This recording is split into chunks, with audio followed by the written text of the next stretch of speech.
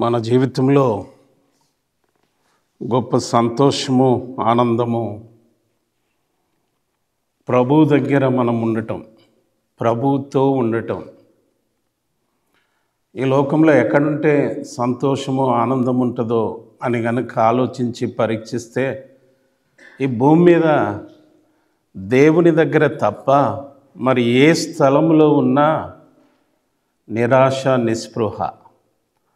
అందుకొరకే దేవుడు తన మహాకృపను మన మీద చూపించి ఈ యొక్క 2025 సంవత్సరము 2వ ఆదివారం దినాన ఆయన సన్నిధిలో మనము కనబడే ఆధిక్యత, ఇది మన ద్వారా కలిగింది కాదు, ఆయన కృపచేత మనం కలిగి ఉన్నాం.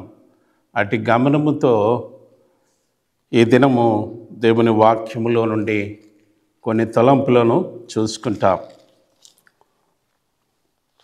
మనమందరం కలిసి ఫిలిప్పీలకు రాసిన పత్రిక, అపోస్తలుడైన పౌలు ఫిలిప్పీలకు రాసిన పత్రిక 3వ అధ్యాయము 14వ వచనము అందరం కలిసి చదువుకుంటాం. 3:14 అందరం కలిసి చదువుకుంటాం. క్రీస్తు యేసునందు దేవుని ఉన్నతమైన పిలుపునకు కలుగు బహుమానం పొందవలనని గురి యొద్దకే పరిగెత్తుచున్నాము. మనమందరం కలిసి ఇదే అధ్యాయము 17 నుండి 21 వరకు మార్చి లేచి నిలబడి చదువుకుంటాం. ఫిలిప్పీలకు రాసిన పత్రిక 3వ అధ్యాయము 17 నుండి 21 వరకు మార్చి చదువుకుంటాం. సహోదరులారా, మీరు నన్ను పోలి నడుచుకొనుడి, మేము మీకు మాదిరి అయి ఉన్న ప్రకారము నడుచుకుని వారిని గురిపెట్టి చూడుడి. 18వ వచనం, అనేకులు క్రీస్తు శిలువకు శత్రువులుగా నడుచుకొనుచున్నారు. వీరిని గూర్చి మీతో అనేక పర్యాయములు చెప్పి ఇప్పుడును ఏడ్చుచు చెప్పుచున్నాను. నాశనమే వారి అంతము, వారి కడుపే వారి దేవుడు. వారు తాము సిగ్గుపడవలసిన సంగతుల యందు అతిశయపడుచున్నారు. భూ సంబంధమైన వాటి యందే మనస్సుంచుచున్నారు. 20వ వచనం, మన పౌరస్థితి పరలోకమందు ఉన్నది. అక్కడి నుండి ప్రభువైన యేసుక్రీస్తు అను రక్షకుని నిమిత్తము కనిపెట్టుకొని ఉన్నాము. సమస్తమును తనకు లోపరుచుకున్న జాలని శక్తిని బట్టి ఆయన మన దీన శరీరమును తన మహిమగల శరీరమునకు సమరూపము గలదానిగా మార్చెను. ఈ వాక్య భాగముల ద్వారా దేవుడు మనతో మాట్లాడినట్లుగా మనస్సులోనే ఒక నిమిషము మౌనంగా ప్రార్థన చేసుకుంటాం.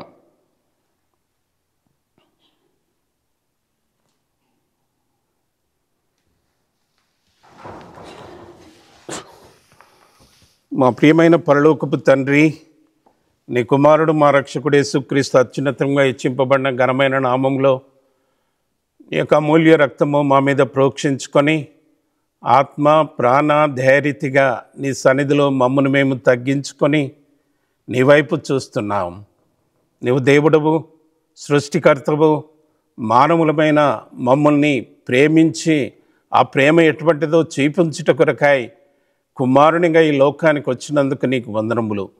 33 సంవత్సరాలు జీవించి దేవుడుగా అనేక అద్భుతములు, ఆశ్చర్య కార్యములు చేసి చివరిగా పాపములను వచ్చి జీతం మరణం, ఆ మరణాన్ని మీ వీపు మీద వేసుకొని మాకు బదులుగా సిలువలో మరణించినందుకు నీకు వందనాలు. నీ మరణ, భూస్థాపన, పునరుత్థానముల ద్వారా కలిగిన గొప్ప రక్షణను ఉచితంగా మీరు మాకు అనుగ్రహించి ఆ నిత్య రాజ్యము కొరకు ఈ లోకంలో మీరు మమ్మను సిద్ధపరుస్తున్న నీ సంకల్పాన్ని బట్టి కూడా నీకు వందనములు. ఎక్కడ నీ నామమున ఒకరిద్దరు కూడి ఉంటారో అక్కడ మాకంటే ముందుగానే నీ ఉండి మమ్మను చూస్తున్న దేవుడవు. యాత్రా జీవితంలో అనేకమైన సార్లు నిన్ను చూడక, నీ వెంట నడవక, నీ మార్గంలో జీవించక దుఃఖపెట్టినటువంటి దౌర్భాగ్యులము దయతో క్షమించు, కడుగు, పవిత్రపరచు. నిర్దోషంగా, నిందారహితంగా నీ సన్నిధిలో కనబడినట్లు మాతో మీరే మాట్లాడండి. నీ మెల్లని స్వరాన్ని నీ సన్నిధిలో ఉన్న ఒక్కొక్కరికి వినిపించండి.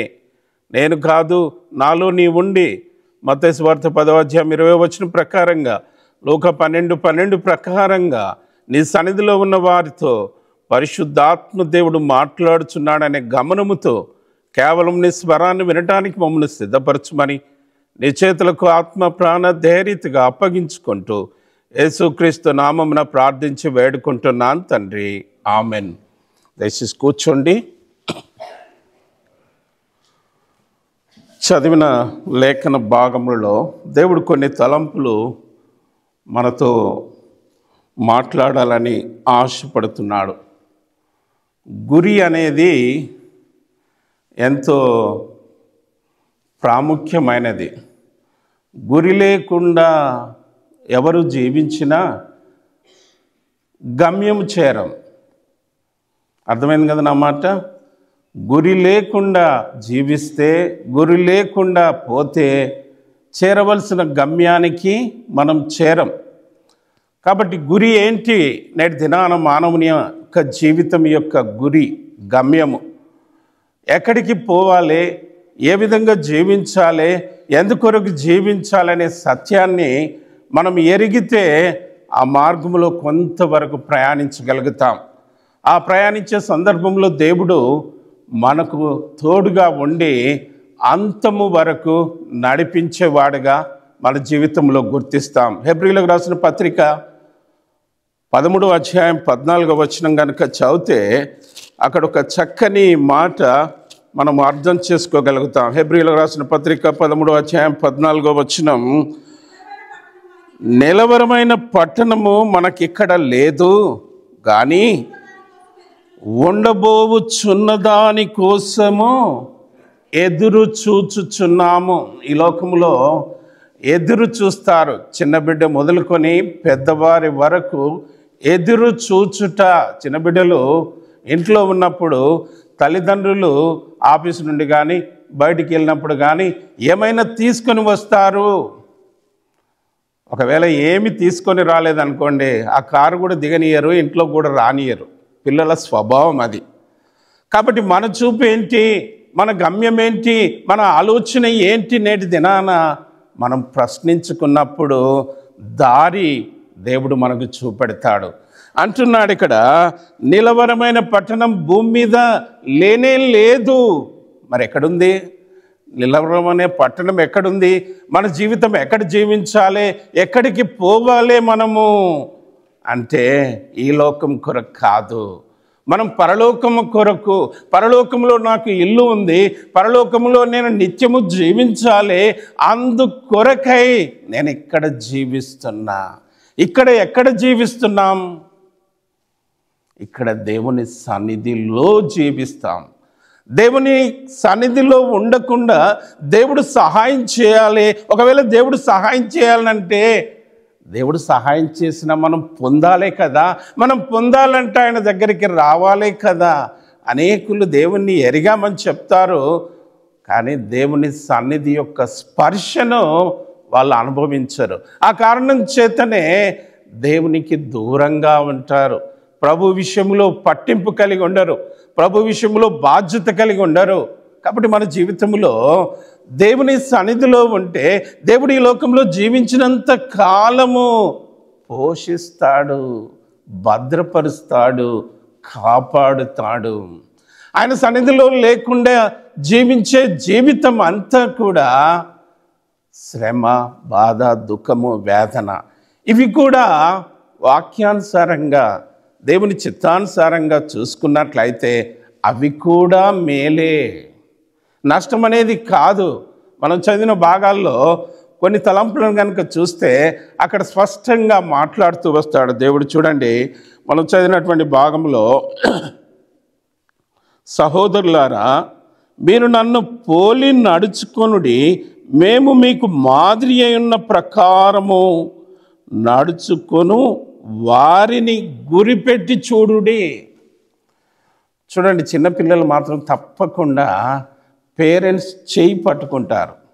వారు నడక నేర్చే సందర్భంలో, లేక తల్లి కానీ తండ్రి కానీ తను చేయి పట్టుకుని నడిపిస్తారు. ఎంత దగ్గరి సంబంధము, ఎంతటి సావాసము మనం గమనించగలుగుతాం. ఇప్పుడు దేవుడు కూడా అదే అంటున్నాడు, నీవు నేను ఈ లోకంలో జీవించాలనంటే దేవుని కుడి చేయిని మనం పట్టుకుంటే మన పరుగు పందెములో విజయం పొందుతాము. ఆయన చేయి పట్టుకోకుండా, ఆయన దగ్గరికి రాకుండా నాకు విజయం రాలేదు, దేవుడు నాకు సహాయం చేయలేదు కనుక నేను మందిరానికే రాను, ఎంత దౌర్భాగ్యము, ఎంత కష్టము. దేవుడు నీకు నాకు సహాయం చేయలేదని అంటామే, దేవుడు జీవాన్ని ఇవ్వలేదా? నీకోసం నా కోసం ప్రాణాన్ని ఇవ్వలేదా? దేవుడు నిన్ను కాపాడలేదా?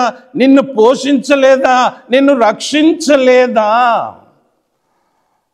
ఒకవేళ మనుషులను చులకనగా చూడవచ్చు, కానీ దేవుణ్ణి ఎప్పుడు కూడా చులకనగా ఎంచకూడదు. జీవితంలో దేవుని కృప అనేది లేకుండా, నేను పౌలు తిమోతికి రాసిన పత్రిక 2వ అధ్యాయం 2వ వచనములో అక్కడ ఒక మాట అంటాడు, క్రీస్తు యేసు యందున్న కృప చేత బలవంతుడవు కమ్ము అంటాడు. 2:1 2 తిమోతి 2:1 క్రీస్తు యేసునందున్న కృప చేత నీవు నేను బలము కలిగి ఆరోగ్యం కలిగి జీవిస్తున్నాం.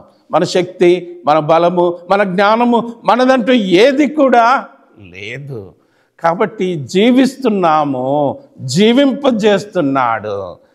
జీవింపజేస్తున్న ఆయన ఎవరో, ఏ విధంగా జీవింపజేస్తున్నాడో ఎరగకపోతే ఎంత భయంకరమో మనం ఇక్కడ గుర్తించవలసిన వారంగా మనం ఉంటున్నాం. అందుకొరకే అపోస్తుల కార్యం 20వ అధ్యాయంలో కూడా కనుక గమనిస్తే, అపోస్తుల కార్యము 20వ అధ్యాయము 19 నుండి అపోస్తుల కార్యము 20:18 వచనం, యూదుల కుట్ర వలన నాకు శోధనలు సంభవించినను కన్నీళ్లు విడుచుచు పూర్ణమైన వినయభావముతో నేను ఇలాగున ప్రభును సేవించుచుంటినో మీకే తెలియను. అపోస్తలుడైన పౌలు దాదాపు ఈ యొక్క పరిశుద్ధ గ్రంథమైన బైబిల్లో 15 పుస్తకాల వరకు రాశాడు. ఎక్కువ భాగము రాసింది కూడా ఆయనే. ఆయన రాసిన సందర్భంలో ఆయన చెప్తున్న మాట ఏంటంటే, కన్నీళ్లు విడుచుచు నేను ఎలాగున ప్రభును సేవించుచుంటినో మీకే తెలియను. ఆయనకేమో కన్నీళ్ళు వస్తున్నాయి. బైబిల్లో 15 పుస్తకాలు రాసిన అంత గొప్ప ప్రవక్తగా ఎంచబడ్డా ఆయన నోట నుండి ఏమొస్తుందండి? ఆయన ముఖంలో కన్నీళ్ళు కనబడుతున్నాయి. ఏమీ చేయలేదు మనము, కానీ మనకు కన్నీళ్ళు అనేవి లేవు. కన్నీళ్ళు ఎప్పుడొస్తాయి? శ్రమ వచ్చినప్పుడు, బాధ వచ్చినప్పుడు, నష్టము కలిగినప్పుడు కదా, ఉపద్రవం మీద వచ్చినప్పుడు, ఆటోమేటిక్గా అనారోగ్యం వచ్చినప్పుడు కన్నీరు వస్తుంది. అంత మాత్రమే కాదు, గాయమైనప్పుడు కన్నీరు వస్తుంది. కాబట్టి ఎంతగా బలవంతుడై ఉన్న ఆయనకే కన్నీళ్ళు కలిగితే నేటి దినాన మనకు కన్నీరు రాదా? మనకు బాధలు రావా? మనకు శ్రమలు రావా? మనకు నష్టం జరగదా? ఇవన్నీ ఎందుకు జరుగుతున్నాయి? దీనివల్ల ఏం జరుగుతుంది మన జీవితంలో? మనం పరీక్షించవలసిన వారంగా ఉంటున్నాం. అందుకొరకై ఆయన చేస్తున్నటువంటి పనేంటో మనం ఇక్కడ చూస్తాం. 20వ వచనం, 20 అపోస్తుల కార్యము, మరియు ప్రయోజనకరమైనది ఏదియు దాచుకొనక బహిరంగంగాను ఇంటింటనో మీకు తెలియజేయచ్చు బోధించు దేవుని ఎదుట మారు మనసు పొంది మన ప్రభువైన యేసుక్రీస్తునందు విశ్వాసం ఉంచవలనని యోధులకును గ్రీసు దేశస్తులకు ఎలాగూ సాక్ష్యం ఇచ్చుచుంటేనో ఇదంతయో మీకు తెలియను. ఆయన జీవితాన్ని మనం ముందు పెట్టి మన జీవితం ఏ విధంగా ఉందో ఒకసారి పరీక్షించుకోండి. ఇంటింట ఆయన చేస్తున్నటువంటి పని, నేను పొందిన అనగా ఆయన పొందిన, మనం పొందిన ఈ గొప్ప రక్షణ ప్రతి ఇంటికి చాటించే విషయం. ఎంతటి పట్టింపండి! ఆయన రక్షణ గురించి చాటింపు చేయాలి, ప్రకటించాలి అని అంటే ఆ భారం కలిగి ముందుకెళ్తున్నప్పుడు ఎన్ని ఆటుపోట్లు ఉంటాయో, ఎన్ని ఇబ్బందులు ఉంటాయో, ఎంత నష్టం ఉంటుందో అందుకని 23వ వచనంలో అంటాడు, బంధకములను శ్రమలను నా కొరకు కాచుకొని ఉన్నవని పరిశుద్ధాత్మ ప్రతి పట్టణములో నాకు సాక్ష్యం ఇచ్చి అన్నాడు. ఏం కాచుకొని అంట? బంధకాలు, శ్రమలు, నష్టము, తిండి లేనితనము కదా, తాగలేని స్థితి, అనేకమైన రోగాలు, బాధలు, ఇవన్నీ నా కొరకున్నాయి. అయితే వీటన్నింటిలో నా ప్రభువు విజయం పొందాడు, నేను కూడా విజయం పొందుతాను. అది ఆయన విశ్వాసము. నేటి దినాన ఆయన దగ్గరికి వచ్చిన మనము, ఆయన సన్నిధిలో ఉన్న మనము, మన విశ్వాసం ఏంటి, మన నమ్మకం ఏంటి, మన విజయం ఏంటి? మనం పోరాడాలన్నా ఆల్రెడీ మన పక్షాన మన ప్రభువే పోరాడి విజయం పొందాడు. ఇక నేను చేయవలసింది ఏంటంటే ఆయన చేయి పట్టుకొని నడవాల. ప్రస్తుతం ఏమైందంటే ఆయన చేయి పట్టుకొని నడవటానికి కూడా కష్టమవుతుంది. ఎందుకు కష్టమవుతుందనంటే మన చుట్టూన్న ఈ లోకము, మనకున్న ఈ శరీరము మనల్ని ఏం చేస్తుందంటే లాగేస్తుంది. ఆ దేవుని కంటే, ఆ దేవుని రాజ్యము కంటే, ఆ మహిమ కంటే, ఆ సంతోషము కంటే ఇవే ఎక్కువైపోయినాయి.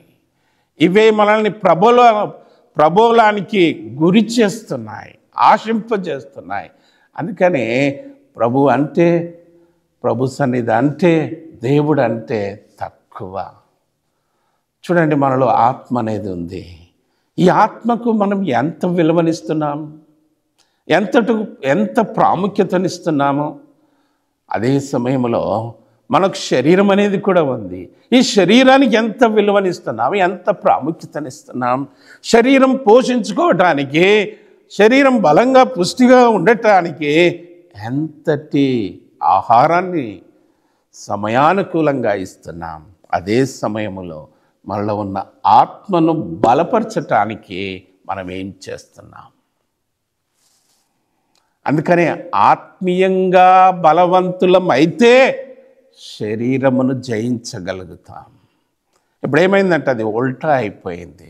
శరీరంగా బలవంతులమై ఆత్మను నశింపజేస్తున్నాము. ఓ ఆత్మ నువ్వేడున్నావో నాకు కనబడలేదు, ఆత్మ నువ్వేమైనావో నేను చూడలేదు. అందుకని దేవుడు ఏం చేస్తుంటాడంటే యాత్రా జీవితంలో నన్ను చూడకుండా నీ సొంత మార్గం, నా సొంత మార్గంలో వెళ్తున్నప్పుడు ఆయన ఎవరిని వాడుకుంటాడంటే వడ్రంగి వాడిని వాడుకుంటాడు, కార్పెంటర్ని, ఇంకొకరి కంసాలిని, ఒక సామాన్యమైన రైతును, ఒక శత్రువును, లోకాన్ని, శరీరాన్ని వాడి నడిపిస్తాడు. కాబట్టి మన జీవితంలో ఏ విధంగా దేవునికి మనం సమీపస్తులం కాగలుగుతాము? అందుకొరకై అపోస్తలుడైన పౌలు తాను ఎంతగా దేవుని అనుభవించిన వాడై అంటున్న మాట, సహోదరులారా మీరు నన్ను పోలి నడుచుకొనుడి. ఆయనలో ఏమున్నాయి? యేసుక్రీస్తు ప్రభు యొక్క సిలువ ఉంది. సిలువ అనగానే మనం సంతోషం అనుకుంటాం. సిలువ ప్రక్కన శ్రమ ఉంది, దుఃఖం ఉంది, బాధ ఉంది. చూడండి 18వ వచనం, అనేకులు క్రీస్తు సిలువకు శత్రువులుగా నడుచుకొనిచున్నారు. మాట బాగా అర్థం చేసుకోండి. ఈనాడు మనము శత్రువులుగా నడుస్తున్నామా, మిత్రువులుగా నడుస్తున్నామా, ఆయనకి ఇష్టంగా ఉన్నామా, ఆయనకు అయిష్టంగా ఉన్నామంటే ఈ వచనము మన జీవితంలో ఆటోమేటిక్గా నెరవేరుతుంది. కానీ దేవుడు అది కోరతలేడు. శత్రువులుగా నడుచుతున్నారంట. అది దేవునికి ఇష్టమా? దేవునికి ఇష్టమైంది మనం చేయాలనంటే శత్రువులుగా కాదు, మిత్రువులుగా మార్చబడాలి. ఎవరికి మిత్రువులుగా మార్చబడాలా? ఎప్పుడైతే మిత్రువుగా మార్చబడతావో అప్పుడు దేవుడు తన కార్యము మన యందు జరిగిస్తాడు. లేక మనము ఆ భారాన్ని వదులుకుంటాం. మిత్రువుగా ఎప్పుడు మార్చబడతాం? సిలువకు. తద్వారా కలిగే లాభం ఏంటో ఈ వచనం ద్వారా మనం అర్థం చేసుకుంటే అది ఎంతో గొప్ప విషయం. చిన్నదైనా పెద్దదైనా, ఎంత పెద్దదైనా, ఏ పరిస్థితి వచ్చినా ఒకటే, నా ప్రభువుకు తెలవకుండా ఏది నా జీవితంలో జరగదు. నా ప్రభు అనుమతించిండు. Praise the Lord. అదే నాకు సంతోషం. నా ప్రభు చూస్తున్నాడు. నిందైనా, అవమానమైన, హేళనైనా, గేలైనా, ఆరోగ్యమైన, అనారోగ్యమైన, నష్టమైన, కష్టమైన, బాధ అయినా, ఏ పరిస్థితి వచ్చినా నా ప్రభు చూస్తున్నాడు. నేను పారిపోను, నేను నిలబడుతా. అనేకులు పారిపోయేవారుగా ఉంటారు, విడిచిపెట్టేవారుగా ఉంటారు. అలా కాకుండా నిలిచేవారంగా, ఎంతగా దేవుడు శ్రమ పెడతాడో, ఎంతగా దేవుడు ఆ మార్గంలో గుండా మనల్ని తీసుకుని వెళ్తాడో, అంతగా ఆయన రూపం మన యందు ఏర్పడుతుంది. అంతగా ఆయన మన యందు సహిస్తాడు. ఉదాహరణకు దేవుని వాక్యంలో యోబు జీవితం ఎంతటి శ్రమ అండి. ఆయనకు వచ్చిన శ్రమల్లో, ఆయన కలిగిన నష్టములో మనం ఎంత సాతాను బట్టి, శరీరాన్ని బట్టి, లోకాన్ని బట్టి కాకుండా ఆయన దేవుణ్ణి బట్టి నిలబడి ఎంతటి విజయాన్ని పొందాడు. నేటి దినాన యాత్రా జీవితంలో ఆయన బిడ్డలమైన మనము ఆ విజయం పొంది జీవించాలి. అందుకొరకై ఈ శ్రమలు భరించాలి. ఈ శ్రమలు భరిస్తున్నప్పుడు ఆయనతో ఉన్నతమైన వారంగా కనబడతాం. ఇదే అపోస్తుల కార్యము 20వ అధ్యాయము 29వ వచనం చదువుతారా? 20-29. నేను వెళ్ళిపోయిన తరువాత క్రూరమైన తోడేళ్ళు మీలో ప్రవేశించునని నాకు తెలియను. వారు మందను కనికరింపరు, శిష్యులు తమ వెంట ఈడ్చుకొని పోవాలనని వంకరి మాటలు పలుకుచు మనుషులు మీలోనే. ఎక్కడికి వెళ్ళి వస్తాడండి శత్రువు? దూరం ఉంటాడా, దగ్గర ఉంటాడా? శత్రువు ఎక్కడుంటాడంటే ఆయన ఎంతో దూరం ఉండడు, ఏడికెళ్ళో రాడు. ఎంత సమీపంగా ఉంటాడంటే యేసుక్రీస్తు ప్రభువుకు మనలో ఉంటే సాతానుడు కూడా ఆయన ఇట్లా కుడి పక్కన ఉన్నాడు అనుకోండి, సాతాను కూడా ఇట్లా ఎడమ పక్కనే ఉంటాడు. మీకు ఉదాహరణకు ఓఎం బుక్లెటర్లో ఒక రవి హృదయం అనే ఒక చిన్న బుక్ ఉంటుంది, ప్యాకెట్ చిన్న బుక్. దాంట్లో హృదయం అనే బొమ్మ ఉంటుంది. ఆ హృదయం అనే బొమ్మలో పాములు, ఎలకలు, పందికొక్కులు, ఇంకా కొన్ని తేళ్ళు, కొన్ని చిన్న చిన్న జంతువులన్నీ హృదయంలో కనబడతాయి. అంటే ఆ హృదయం అనే బొమ్మలోనే ఆ జంతువులు ఉంటాయి. పైన సిలువ ఉంటుంది. పైన అంటే ఎక్కడో కాదు, ఇక్కడ పక్కనే ఇంత దూరాన్నే సిలువ ఉంటుంది. ఆ సిలువ మీద యేసుక్రీస్తు ప్రభువారు ఉంటాడు. ఈ యేసుక్రీస్తు ప్రభువారు ఈ హృదయంలోనికి వచ్చినప్పుడు ఇవన్నీ వెళ్ళిపోతాయి. యేసుక్రీస్తు ప్రభు హృదయంలోనికి రావాలనంటే మనం ఆయనని ఎరిగి, మన పాపములు, జన్మకర్మ పాపములు ఒప్పుకొని ఆయన దగ్గర క్షమాపణ పొందుతా హృదయమైన తలుపును తెరిస్తే ఆయన మన హృదయంలోనికి వచ్చేసి నివాసం చేస్తున్నాడు. ఇప్పుడు ఆయన ఎప్పుడైతే లోపలికి వచ్చాడో ఇవన్నీ బయటికి వెళ్ళిపోతాయి. ఇప్పుడు మనకు మరలా ఆశ పుడతాయి, కోరికలు పుడతాయి, ఇష్టాలు పుడతాయి. అది కావాలి, ఇది కావాలి, అది. ఇవన్నీ ఏడికెళ్ళి వస్తాయంటే పక్క వాళ్ళని చూసే వస్తాయి. వాళ్ళకి అది ఉంది, నాకు ఇది ఉంది, ఆమె ఈమె, ఇట్లా అట్లా ఇవన్నీ పెట్టుకొని మనం కొంచెం ఇట్లా పక్కకు దొరుకుతాయని మళ్ళీ పైకి వెళ్ళిపోతాడు. ఇవన్నీ లోపలికి వస్తాయి. ఇప్పుడు సమాధానం లేదు, సంతోషం లేదు, వ్యక్తిగతంగా, కుటుంబంగా, సంఘంగా నాకు ఏమి దొరుకుతలేదనంటే ఎట్లా దొరకలేదు? ఎవరు దొంగిలించారు అని అంటే మనమే. ఆయనను మనలో ఉంచుకోలేదు, ఆయనను మనలో చేర్చుకోలేదు, ఆయనకు మనలో నివాసం ఇవ్వలేదు. అందుకని సమాధానం దూరమైంది, సంతోషం దూరమైంది, నష్టం అనేది ఆవరించి అన్నది. ఇప్పుడు ఆయన బిడ్డలమని చెప్పుకొని ఆయన పేరు పెట్టుకున్న మనమే లోకానికి, శరీరానికి, భూ సంబంధమైన వాటికి దాసులం అయిపోయాము. ఆ విధంగా జీవిస్తున్నప్పుడు మరలా దేవుడు ఏం చేయాలి? ఇప్పుడు నేను కంటిని, పెంచి తిని, పోషించి తిని, రక్షించి తిని, ఇప్పుడు నేను విడిచిపెట్టాలా? అప్పుడు దేవుడు ఏం చేస్తాడంటే యోబు లాంటి శ్రమలు కదా, అపోస్తుడైన పౌలు లాంటి శ్రమలు, అనారోగ్యతలు, ఆయా బలహీనతలను అనుమతించి దెబ్బ తాకినప్పుడు అమ్మా అని పిలిచినట్టు, దేవుడా నువ్వు ఎక్కడున్నావు, నాకు ఇప్పుడే సహాయం చెయ్యి, నువ్వు రా అని పిలిచినట్టుగా దేవుని దగ్గరికి మరలా దేవుడు మలుపుకుంటాడు. ఆ మలుచుకున్న కారణం చేతనే 2025 సంవత్సరంలో ఆయన సన్నిధిలో మనం నిలబడ్డాం. మనమేం సామాన్యులం కాదు. మనకున్న జ్ఞానము, మనకున్న తెలివి దేవుని దగ్గర ఉండేదానికంటే లోకంలో ఉంటే బాగుండు, లోక వైభవమే గొప్పది అని అనుకుంటాం.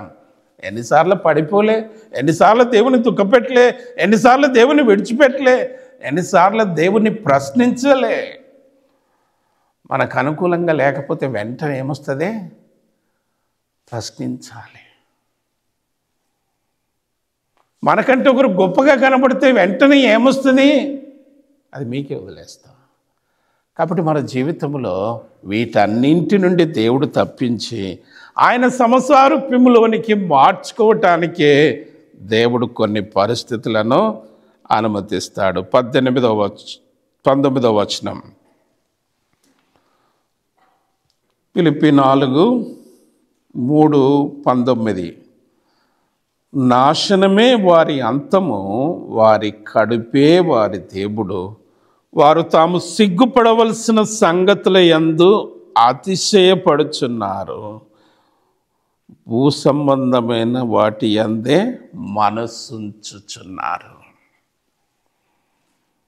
ప్రతి మాట ఎంతో ప్రాముఖ్యమైనది. ఈ అపోస్తలుడైన పౌలు ప్రతి మాటను కూడా నొక్కి నొక్కి తన్ను, అక్కడున్న శిష్యులను, అక్కడున్న సమాజాన్ని గుర్తించి మాట్లాడుతూ వస్తున్నాడు. ఈనాడు మన చూపు ఎక్కడ ఉన్నది? మన ఆలోచన ఎక్కడ ఉన్నది? చేయవలసినది చేయకుండా చేయకూడనిది కూడా చేస్తూ మనం ఏం చేస్తామంటే దేవుణ్ణి దుఃఖపెట్టే వారంగా జీవిస్తాం. చేయకూడనిది చేస్తూ.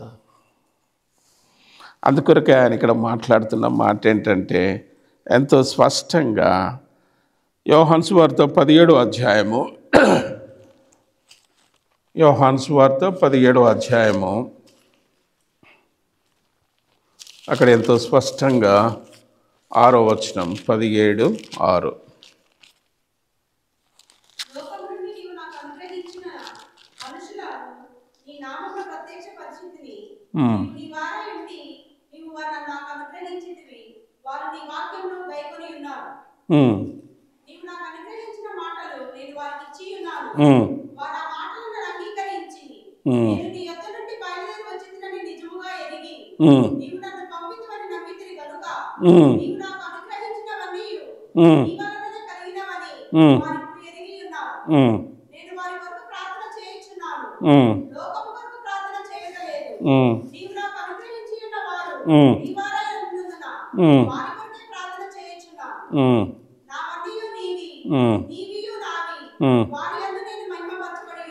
చాలు నాన్న. ఇక్కడ మనల్ని, మన జీవితాన్ని తండ్రి అయిన దేవునికి ఎంత దగ్గరగా సంబంధం చేస్తున్నాడో మనం అర్థం చేసుకోగలుగుతాం. నేను కాదు, నాకు నీవిచ్చినటువంటి నీ ప్రజలు, ఎంతటి సంబంధాన్ని మనం అక్కడ చూడగలుగుతున్నాం. ఈ ప్రజలు నీవారు అందుకని అపోస్తులైన పౌలు సహోదరులారా అని సంబోధిస్తూ వచ్చాడు అక్కడ. అందుకనే ఇక్కడ మన విషయంలో దేవుడు కలిగి ఉన్నటువంటి గొప్ప మాట, వారు నీ వారై ఉండిరి, నీ నామమును ఎరిగిన వారై ఉండిరి. అందుకనే యేసుక్రీస్తు ప్రభువారు ఈ లోకం నుండి పరలోకానికి ఆరోహణమై వెళ్ళిపోయిన తరువాత నిరంతరం ఆయన చేస్తున్న పని ఏంటంటే తండ్రి కుడిపార్శ్వమున కూర్చొని విజ్ఞాపన చేస్తున్నాడు. ఆ విజ్ఞాపనలో మన పేరు, మన జీవితాన్ని నిత్యము ఎత్తిపడుతున్నాడు. మన నడవడి, మనం చేసే ప్రతి పని, ఎదుర్కొనే ప్రతి పరిస్థితిని ఆయన మనపక్షంగా ఎత్తిపట్టి విజ్ఞాపన చేస్తూ, అంత మాత్రమే కాదు, ఇంకొక పని ఏం చేస్తుంటాడంటే పరిశుద్ధాత్మ ద్వారా మనతో మాట్లాడుతుంటాడు. నిజంగా పరిశుద్ధాత్మ దేవుడు లేకపోతే మనం ఇట్లా ఆదరణ పొందేవారం కాదు, దేవుని దగ్గరికి వచ్చేవారం కాదు, మనలో ఈ కార్యము ఆత్మీయంగా జరిగేది కూడా కాదు. కాబట్టి పరిశుద్ధాత్మ దేవుడు నిన్ను నన్ను సంధించాలి, ఒప్పించాలి అనునిత్యము జరుగుతుంది. ఆ కారణం చేతనే ఆయన రూపంలోనికి మనము మార్చబడుతూ వస్తుంటున్నాం. నిజంగా దేవుడు ఎంత గొప్ప కార్యము మన ఎడల చేస్తూ వస్తున్నాడు. ఏప్రిల్కి రాసిన పత్రిక 11వ అధ్యాయం 10వ వచనం చదవండి. ఏప్రిల్కి రాసిన పత్రిక 11. ఎలయనగా దేనికి శిల్పియు నిర్మాణకునై ఉన్నాడో, పునాదులు గల ఆ పట్టణము కొరకు అబ్రహాము ఎదురు చూచుచుండెను. విశ్వాసమును బట్టి శారాయు నమ్మదగిన వాడని ఎంచుకొనెను గనక ఆయనను శక్తి పొంది జీవించిండు. మన శోధనలో, మన సమస్యల్లో మనం శక్తి పొందుతున్నామా, అపజయం పొందుతున్నామా, మనం గుర్తించవలసిన వారంగా ఉంటున్నాం. యాత్రా జీవితంలో అందుకొరకై 19వ వచనం ఫిలిప్పీ 3:19 భూ సంబంధమైన వాటి మీద మనస్సుంచుకొనకుడి. దేని మీద మన దృష్టి కేంద్రీకరిస్తుంటున్నాం నేటి దినాన? భూమి మీదనా? భూమి మీద ఉన్న వాటి మీదనా? వీటికి మనం విలువని ఎంతగా ఇస్తున్నాము? అయితే పరలోకం ఉన్నది. ఆ పరలోకం కొరకు మనం ఎంత వెచ్చిస్తున్నాము? ఏది కనబడుతుంది? మనం చేసిన క్రియల్లో ఏ పని దేవుని దగ్గర కనబడుతుంది? ఒకటి, దేవుని దగ్గరికి అనగా మందిరానికి వచ్చింది మాత్రమే కనబడుతుంది. తర్వాత ఆయన ఉచితంగా ఇచ్చిన రక్షణను చేతపట్టుకొని ఆయన దగ్గరికి పోతాం, కానీ బహుమానాలు ఏం దొరకవు, కిరీటాలు ఏం పొందలేము. కాబట్టి బహుమానము, కిరీటము పొందాలి అని అంటే ఈ సమయమే కాక రెట్టింపు సమయాన్ని ప్రభు కొరకు మనం వ్యయపరిచే వారంగా ఉండాలి. ఎప్పుడైతే అది చేస్తామో దాంట్లో మనం విజయం అనేది పొందుతాము. 20వ వచనంలో మన పౌరస్థితి పరలోకమందున్నది, అక్కడి నుండి ప్రభువైన యేసుక్రీస్తు అను రక్షకుని నిమిత్తము. ఇప్పుడు మనం ఎక్కడున్నాము? ఎక్కడ కనిపెట్టుకొనుచున్నాము? దేవుని ఉద్దేశము మన పట్ల, మన ఆత్మ ఆయనతో సదాకాలం ఆయన రాజ్యములో ఉండాలి అని, ఆయన కొరకే జీవించాలని, ఆయన మార్గంలోనే ఉండాలి అని. దానికోసం కదా దేవుడు ఏర్పాటు చేసుకుంది, దానికోసమే కదా నిన్ను నన్ను రక్షించుకుంది, తన పేరు పెట్టింది, తన బిడ్డగా చేసుకొని. అయితే మనం ఏం చేస్తున్నాము? ఈ లోకములో దేనికి విలువనిస్తున్నాము? కాబట్టి మనకు ఈ దేశము కాదు, మనకు పరలోకం.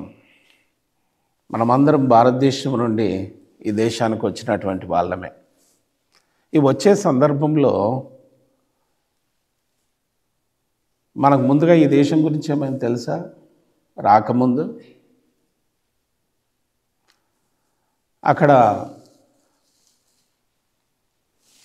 అక్కడి నుండి ఈ దేశానికి రావాలంటే మొట్టమొదటి ఏం కావాలా? వీసా కావాలా. రెండవది ఫ్లైట్ టికెట్ కావాలా. ఈ రెండు లేకుండా రాగలుగుతామా?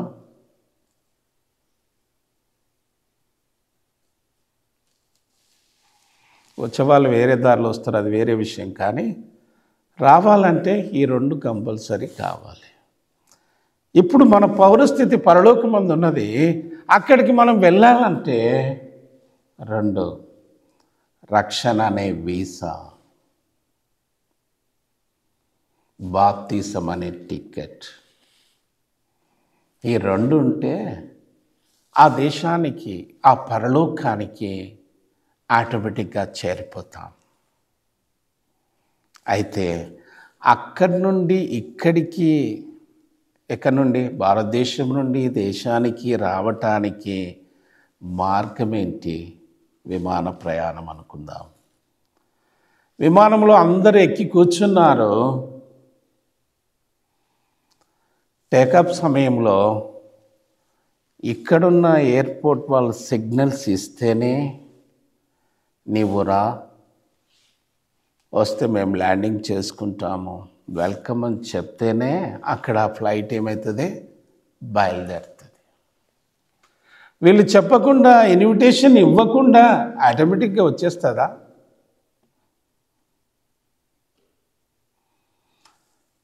సరే, వీళ్ళు సిగ్నల్స్ ఇచ్చారు, వస్తూ ఉంది ఫ్లైట్. కొంత దూరం వచ్చిన తర్వాత ఫ్లయింగ్లో రాడార్ సిగ్నల్స్ పనిచేస్తలేవు. రాడార్ సరిగా చూపిస్తలేదు, సిగ్నల్స్ పనిచేస్తలేదు. అప్పుడు ఈ ఫ్లైట్ ఏమవుతుందంటే వెళ్ళవలసిన మార్గంలో వెళ్తలేదు.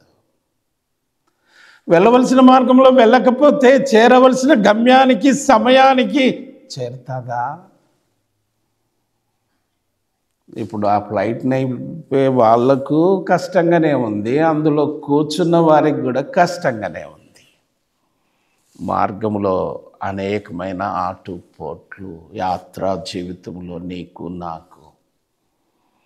అందుకొరకై ఈ జీవితం ఎప్పుడు ఏం సంభవించునో మనకు తెలియదు కనుక బ్రతికి ఉన్నప్పుడే, అందుకనే అంటారు కదా, దీపం ఉన్నప్పుడే ఏం చేస్తారంట?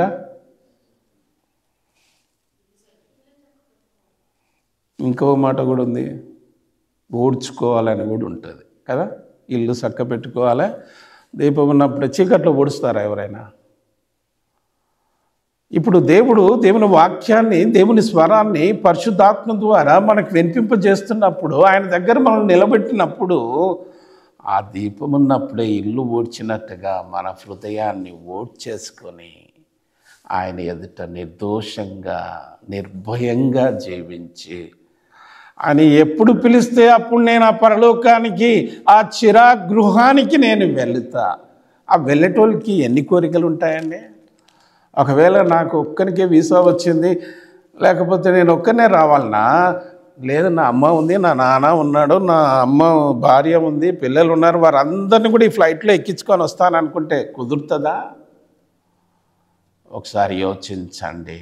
మన ఇంటిని లేక మన హృదయాన్ని మనము శుద్ధి చేసుకొని ఆయన ఎదుట పవిత్రంగా నిర్దోషంగా ఆయన వచ్చే పర్యంతం వరకు, ఆయన తీసుకొని వెళ్ళేంత వరకు జీవించినప్పుడు ఎంతటి ఆనందాన్ని మనం అనుభవించగలుగుతాం, ఎంతటి సంతోషాన్ని మనము అనుభవించగలుగుతాము. అందుకొరకు ఆయన అంటున్న మాట ఏంటంటే, మన పౌరస్థితి పరలోకమందున్నది. అక్కడ నుండి ప్రభువైన యేసుక్రీస్తును రక్షకుని నిమిత్తము ఏం చేస్తున్నా? కనిపెట్టుచున్నా, పరిగెత్తుచున్నా. కొన్ని పక్షులు పెద్ద పెద్దవి దాదాపు 5 కిలోమీటర్ల నుండి 10 కిలోమీటర్ల దూరాన ఉన్న ఆహారాన్ని కనిపెడతాయి మొట్టమొదట. వాటికి కావాల్సిన పురుగులే అనుకోండి, భోజన పదార్థాలు ఏదైనా, అది పైన ఎంత దూరం ఉన్నా 5 కిలోమీటర్లు ఇంకా దగ్గరున్నా అంత దూరాన ఉన్నప్పుడు ఆహారాన్ని చూసి గుర్తించినప్పుడు ఇప్పుడు ఆ పక్షి ఒక నిర్ణయానికి వస్తుంది. ఏమని నిర్ణయానికి వస్తుంది అంటే, నేను ఆహారాన్ని తినాలి, ఆహారం దగ్గరికే పోవాలి. ఆ వెళ్ళే మార్గంలో ఇటు పోదదిక, ఇటు ఆలోచించదు. నేను తప్పకుండా అంత దూరం పోవాలి. మనకందరికీ తెలుసు, ఊర్లలో ఏముంటాయండి, కోడి పిల్లలు ఉంటాయి. చిన్న పిల్లలని గద్దొచ్చి ఏం చేస్తుంది? ఎంతసేపట్లో వస్తుంది గద్ద? రెప్పపాటులో తన కాళ్ళ మధ్యలో ఇరికించుకొని ఆ కోడి పిల్లను పట్టుకొని అది ఎక్కడనో ఆ చెట్ల మీద కూర్చొని హాయిగా మాంసాహారం తినేస్తుంది. వాటిని అంతగా పోషించిన దేవుడు నిన్ను నన్నును బ్రతికింపజేసే విషయం, పోషింపజేసే విషయము దేవుడు మనకు సహాయం చేయడా. కాబట్టి పక్షిరాజు దూరాన ఉన్న దానికోసము కుడికి ఎడమకు తొలగకుండా ఏ విధంగా కనిపెట్టుకొని గురి చేరుతుందో, దరి చేరుతుందో, ఆ విధంగా మన జీవితంలో కూడా ప్రభుని నమ్మిన బిడ్డలంగా అనుక్షణము మన పైనున్న వస్త్రధారణ కొరకు శరీరం కావలసినవి అన్నీ ఎట్లా పొందుతున్నామో ఆత్మలో కూడా కావలసినవి అన్నీ కూడా ఆత్మీయంగా ఇచ్చినప్పుడు ఆత్మీయ ధైర్యాన్ని కలిగి జీవిస్తాం. కాబట్టి ఆత్మ ఎక్కడి నుండి పోషింపబడుతుంది? శరీరం బాగా ఇంట్లో పోషింపబడుతుంది, బలపరచబడుతుంది, శ్రమ పడుతుంది, సంతోషపడుతుంది, ఆనందిస్తుంది, అన్ని చేస్తుంది. మరి ఆత్మ ఎక్కడ పోషింపబడుతుంది? ఆత్మ పోషింపబడాలంటే దేవుని దగ్గరికి రావాలి. చాలా సంతోషము, కొన్ని గంటలు కొంత దూరమైన ప్రభు మీద ఆనబెట్టుకొని వస్తున్నా.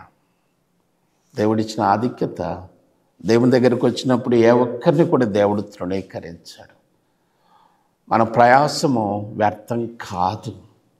శరీరం కొరకు చేసింది వ్యర్థమైపోవచ్చు, కానీ ఇంటి కొరకు చేసింది వ్యర్థమైపోవచ్చు, కానీ దేవుని కొరకు చేసినది వ్యర్థం కానే కాదు. ఈ పరిస్థితుల్లో ఒక సత్యాన్ని గుర్తించాలి. ఏంటంటే, ఆ ధనవంతుడు ఇంకోరు ధనవంతుడు ఎక్కడున్నాడు? పాతాళంలో ఉన్నాడు. తర్వాత లాజరు కూడా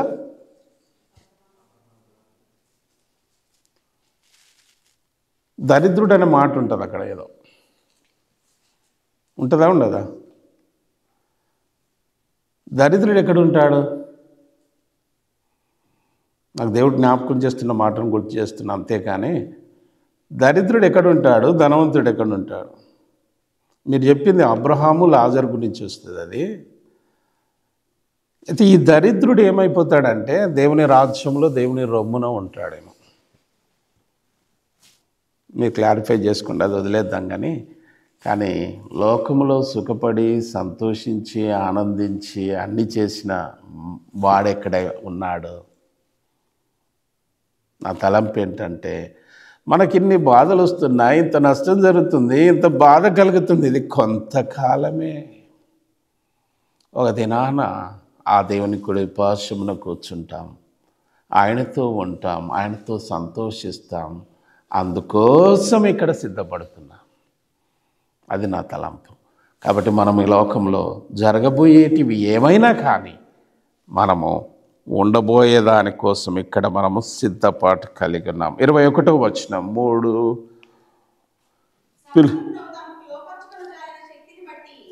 సమస్తమును తనకు లోపరుచుకున్న జాలిన శక్తిని బట్టి మన దీన శరీరమును తన మహిమగల శరీరమునకు సమరూపము గలదానిగా. మహిమగల శరీరం ఎవరిదండి? ఇప్పుడు నీ శరీరము, నా శరీరము, దానికి సమానమైన రూపంగా నేను మార్చేస్తానంటున్నాడు. ఈ మార్చేసే సందర్భంలో సాధనాలు బాగా ఉంటాయి.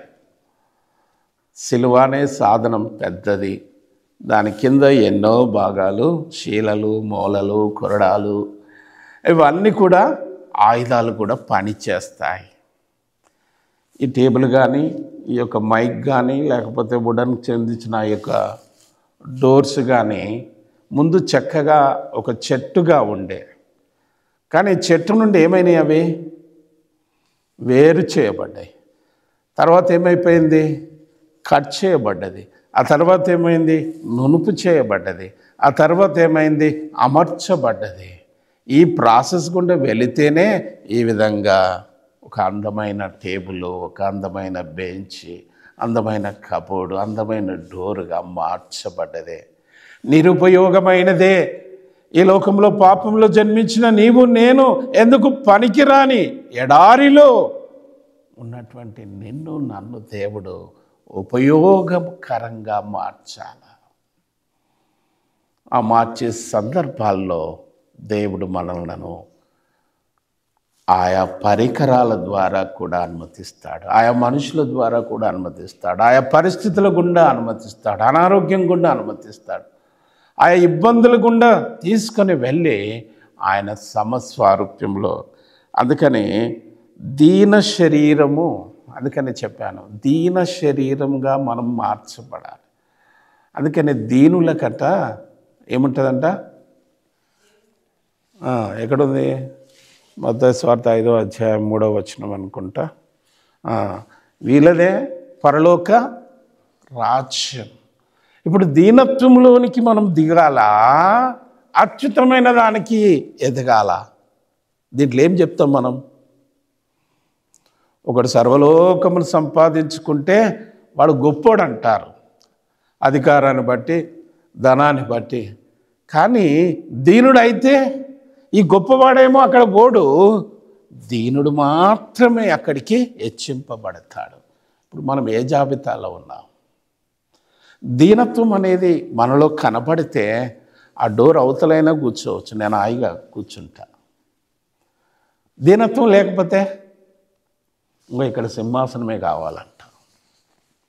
ప్రభు బిడ్డలంగా మనం దేన్ని వెల్కమ్ చేయాలి, దేన్ని కలిగి ఉండాలి? ఆ దీనత్వంలో ఉన్నప్పుడు అధికారం అవసరం లేదు. ఏం కావాలా? మనల్ని ఊడ్చే ఆయుధము ఎంత పర్ఫెక్ట్గా ఉంటుంది, ఇల్లును ఊడ్చే చీపురు ఎంత పర్ఫెక్ట్గా ఉంటుంది. కాబట్టి దేవుడు మనల్ని ఇక్కడ కాదు అక్కడ నిలబెట్టాలా, అక్కడ హెచ్చింపు కలగాలి.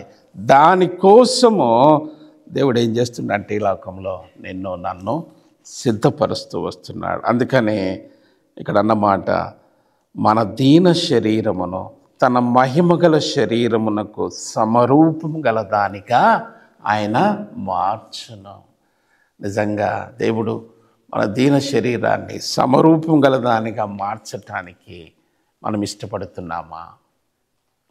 ఇష్టపడితే సిలువను భరించు, సిలువను సహించు.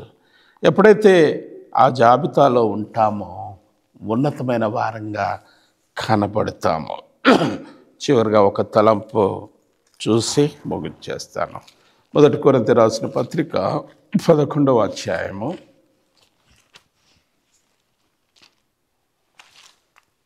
11:30వ వచనం. ఇందువలననే మీలో అనేకులు బలహీనులు, రోగులనై ఉన్నారు,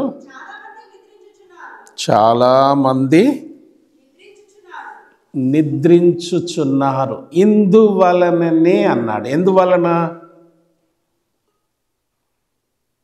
పై వచనం చదవండి. ప్రభు శరీరమని వివేచింపక తిని త్రాగువాడు తనకు శిక్షావిధి కలుగుటకే తిని త్రాగుచున్నాడు. ఇక్కడ ఒక మాట ఏమంటున్నాడంటే ప్రభు శరీరమని వివేచింపక. మన మధ్యలో బల్ల అనేది ఉన్నది. ఈ బల్ల ఎవరిది? అది దాంట్లో రొట్టె ఉంది, ద్రాక్షారసం ఉంది.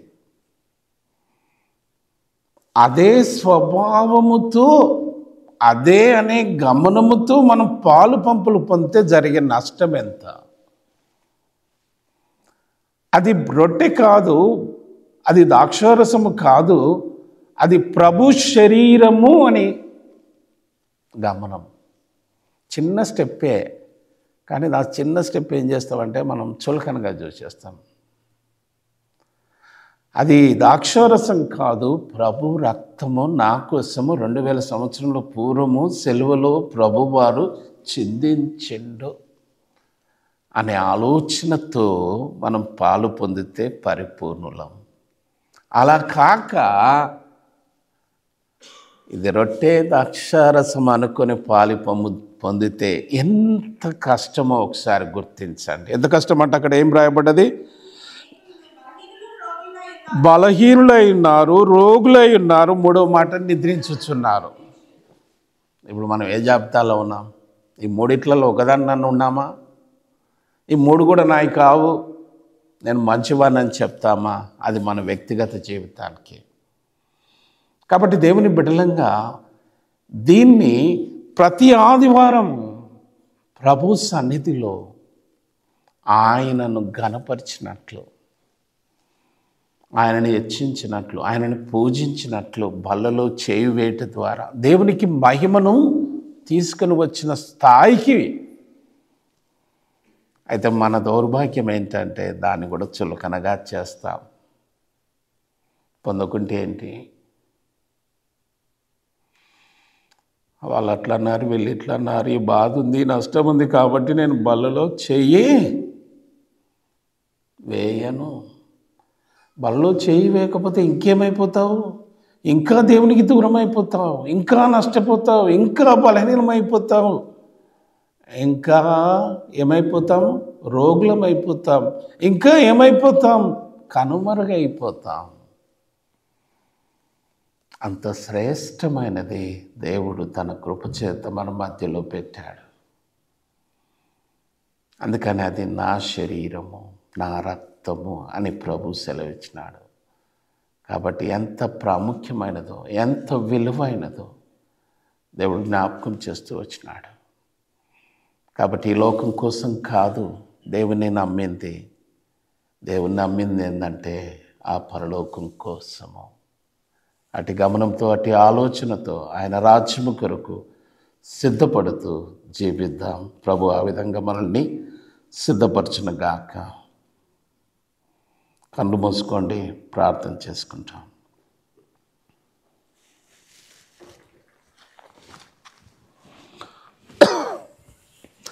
మా ప్రియ పరలోకపు తండ్రి, మానవ హద్దుబాటులో నీ ఆత్మచేత మా గమనానికి తీసుకుని వచ్చిన నీ లేఖన భాగాలను బట్టి నీకు వందనములు. విని విడిచిపెట్టకుండా నీ ఆత్మచేత దేవా మీరు వెంబడించండి. ఇంకా ఎవరిలో రక్షణ కార్యము జరగలేదు దేవా, భారతదేశం నుండి దేశానికి రావచ్చు, కానీ ఇక్కడ నుండి పరలోకం వెళ్ళాలి. వెళ్ళటానికి మార్గమైన నిన్ను వెంబడించాలి. నిన్ను వెంబడించి నిన్ను సేవించినప్పుడు మాత్రమే పొందగలుగుతాం. అట్టి కృపను ఇంకా నీ బిడ్డలకు అనుగ్రహించు. ఎవరు బలహీనులుగా ఉంటున్నారో దేవా క్షమించి మీ రక్తంలో కడిగి నువ్వు ఇచ్చిన వాగ్దానం చొప్పున బలపరచు, స్థిరపరచు. దేవా యాత్రా జీవితంలో మేము ఎట్లు ఈ లోకంలో జీవించాలనో, దేన్ని ప్రేమించాలనో, దేన్ని ప్రేమించకూడదు, మీకెంత విలువనివ్వాలనో ఇచ్చి నిన్ను గణపరచున్నట్లు నీ ఆత్మచేత మమ్మల్ని అందరినీ సిద్ధపరచమని నీ ప్రశస్తమైన ప్రేమగల కృపగల హస్తములకు అప్పగిస్తూ యేసుక్రీస్తు నామమున ప్రార్థించి వేడుకుంటున్నాను తండ్రి. ఆమెన్.